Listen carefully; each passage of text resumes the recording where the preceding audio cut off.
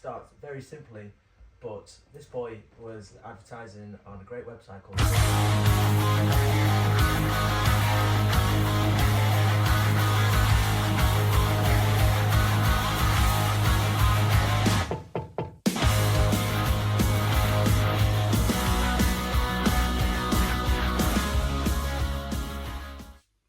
Hey everyone, Tom here. Just wanted to say something just before this episode starts. First off, welcome back to the channel. I know it's been a quick 4 months, about 4 months. A little bit of news. So we're not going to be doing our usual weekly episodes, but we're going to be trying to pump out as much as we can in this year. Really, we've still got a lot of content to do this year, and I hope everyone is along for the ride for it. Also, I just want to say this. Massive shout out to Day Dweller Clothing. They are top notch. You should go and buy some of their stuff. They are doing really good work in this. Just in general, their artwork is amazing and they are just doing absolutely awesome stuff. But enough of that. Make sure to enjoy this episode. Give it a like. Give us a follow on everything. On your socials, Instagram, Facebook, everywhere, YouTube. We're everywhere, so we're going to be doing some big things this year again, so be good to see everyone supporting us again. Stay safe, enjoy this episode. Welcome back everyone, and I'm very, very pleased to be joined by the Hara. Hell yeah. Yo. How are we, boys? That we here is the Hara motherfuckers. We here. Can we swear? Go on. Yeah, really good. We are about halfway through our album tour, the Fallout. This is officially halfway this This year. is officially halfway. So Nice one. yeah, excited. We are well and truly warmed up and everything's been going sick. We're excited for tonight. It's our first time here. Nice. And yeah, it's gonna be good. So we've got a couple of questions for you, just to kind of get through it. It's the bog standard, Yeah. usual questions, but at the end we like to have a bit of fun. Nice. So just to kind of start it off, how did you all come to be like where you are now, like, as the Hara currently? Well,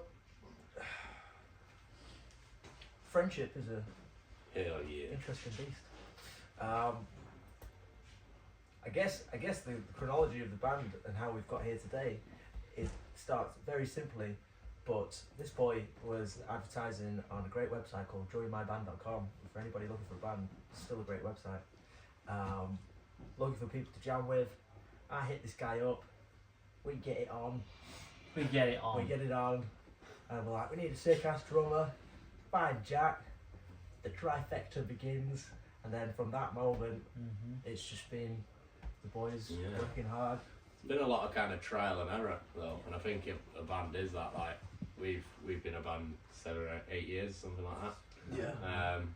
And we've been through multiple phases of different sounds and what we wanted to look like and be like, and before we found exactly where we wanted to be and found the sound that we wanted to kind of emulate, and yeah, went through multiple stages of honing that and making sure that the Hara sound is clear and that people relate it to us and can hear a song and be like, yeah, know who they are. So Awesome. yeah, it's takes a while, but yeah, just Nice trial one. and error.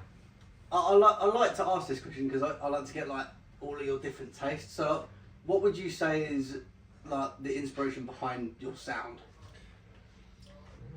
We're very open beings, and you know, we don't really have any boundaries. I think with our music and our writing, you know, we can take inspiration from all genres, all types of bands, and sometimes it can come from a colour or an experience or whatever, you know, or a synth sound, and I think it's just that willingness to explore, which you know, sort of creates who we are, and we all bring something different to the table. So Yeah. yeah. We all collectively grew up playing and learning our instrument through different music and different means and that sort of stuff, and that comes out in our music now.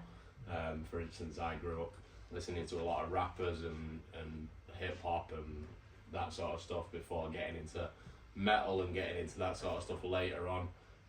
Zach was very much like metal and the old school metal coming coming through, and Josh liked more the pop and jazz and all I that didn't know sort what of metal thing. was when we started the band, so. But even like theatrical stuff and opera and that you had, so that came into it a lot. And yeah, there's loads of stuff that we kind of take inspiration from, and loads of bands that now we look up to and want to emulate or steal little things from, steal little sounds from, and that sort of stuff. But yeah, it always evolves, and it'll keep evolving. And Cool.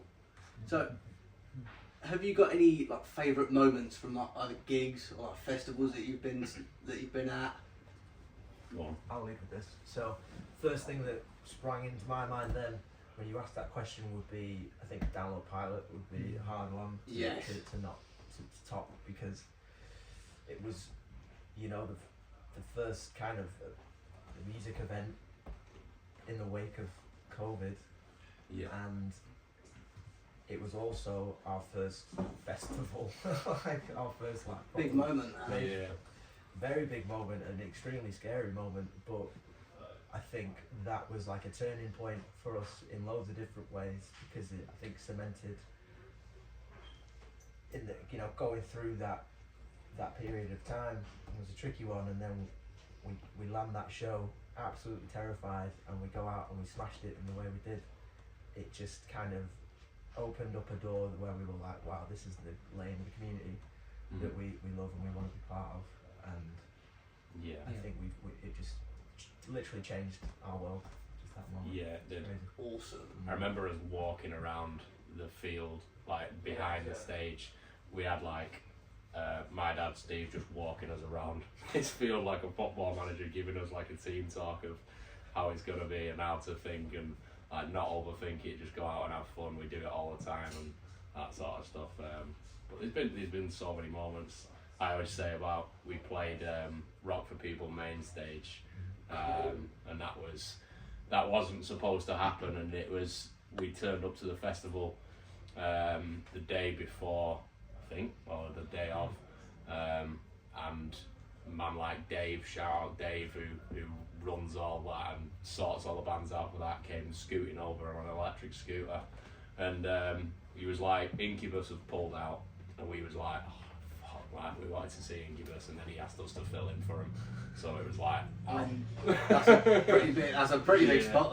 That. it was crazy, and we were super nervous again, and you go out and the stage is massive, like we feel so far away from each Managed to other. get through it though, didn't you? Yeah, and it was again, it was just unbelievable, and like Yeah. Muse's tour manager and that watched us, and they give us like guest list tickets to their shows in Huddersfield and all that sort of stuff, because That they is loved it. So awesome.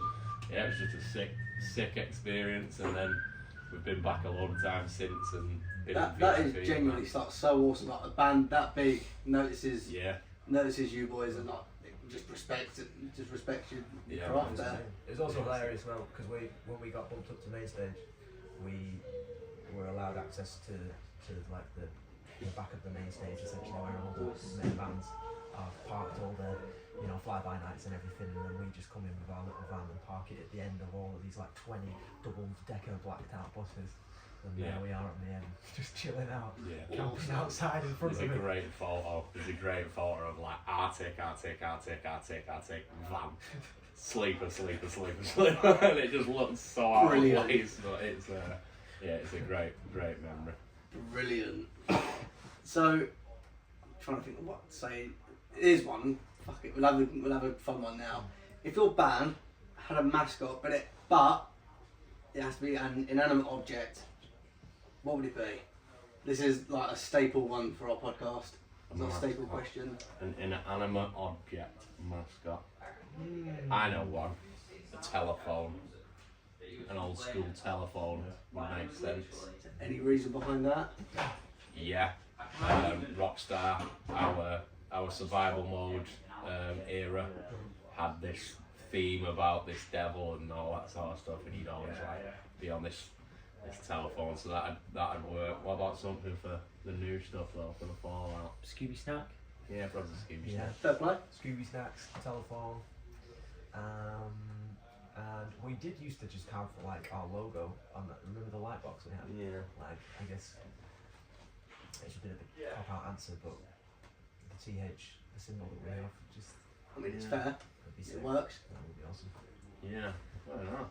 It's a cool question. So, I obviously went through all your music before obviously doing this. Funny enough, not in like just before, but like over the past couple of weeks. Yeah. Obviously, you've done a song with As December Falls. Yeah. Yep. If you could choose another band or artist to collaborate on a song with, who would you pick? It could be anyone. Fred Durst. Oh, Yeah, that'd be This sick. would be insane. We talk. I mean, so many bands. We talk about this all the time. Like, there's so many people we get Yeah. to work with, and working with ADF was definitely opened our mind to. yeah. Because that was our first collaboration. You know, and Cool. it kicked ass, and it's still kicking ass. Kicks ass live. Bring Me the Horizon would be pretty. Oh, You know, yeah. that would be insane. That'd be cool. That would be so cool. But then we also talk about how it'd be awesome to do something a bit more left field, a bit like how Not Loose. You recently just did a track with Denzel Curry. Yeah. You know that. Can't forget about Don Broco with Nickelback as Don well. Yeah. I've recently discovered that. Awesome. So, you know, that kind of world, the worlds collide a bit. Yeah. Yeah, maybe like Poppy as well, or like Courtney LaPlante would be sick. Like a Cool. female, another female vocalist that's in that lane, or even like Zach said, something different, a rapper. Yeah. Get 50 Cent in it. Why not? So I mean, there's always that iconic. What was it? Jay-Z and Linkin Jay-Z Park. Linkin That was Park, it. Yeah. Yeah. Sick. So just before we reach this final question, I thought I'd just ask: have you got anything else lined up on the way? Yeah. Like, tour-wise, like dates for anything? We've got after we finish this tour, I think we've got how many dates have we got now? 7, 8, something And like I've that. got 7 festivals coming up, I think. Yeah, Nice. so we get the festival season. Couple of sick Any ones. festivals that will come to mind? Takedown, Radar. I've got a couple of friends that are playing Takedown this year. Yeah, Yeah. man. Playing our first festival in the Netherlands, Boss Pop, I think it's called. Oh, nice. One in the Czech Republic. A few others. Forgot. But yeah, quite a few. Monnaliesa or something like Yeah. that. No, a lot of them. Yeah. Yeah. Very Yeah, exciting. it's hard to remember them all, but Yeah. exciting. Final question now. This is what our podcast, for the 4 years that we've been going, we've considered a staple question. Sick. When you're on the road, obviously you've got to grab something quick. What is your go-to like meal deal anywhere? Oh, We're kind of sluts for Weatherspoons at the minute. Oh, You know, it's cheap. You've got the variety on there. It does the job, man. You know, it's does. It's, Yeah. it's an all-rounder. We like Yeah. beer as well. easy as. yeah, it is easy. Beer do- with the ta- spoons we tend is to conveniently the same place. Yeah, we steer towards McDonald's as well, and that's Fair quick and play. easy. Yeah. If we was gonna get an actual meal deal, You like pasta pots, right? yeah, I'd get the pasta pots with either the little cheese or the chicken, Nice. and then I get the barbecue corn, and I get a monster, a white monster, Nice.